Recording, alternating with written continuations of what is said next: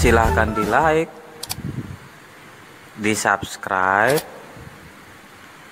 bunyikan lonceng bel, dan di share.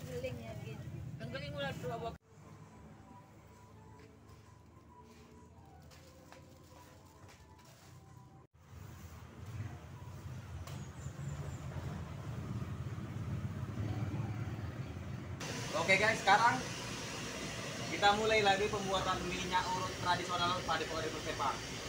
Ya, memang campurannya ada juga campuran dari bahan minyak karo ya. Oke guys, ini asli santannya guys. Jadi santannya betul-betul kental, asli pati, inti santan. Oke guys, jadi yang ini adalah akar-akarannya yang kita rebus. Terpisah, nanti kita campurkan jadi satu. Jadi ini juga guys ada rempah-rempahnya, ada segala macam rempah di sini tentunya. Oke, kita buat minyak urutnya. Silakan disimak.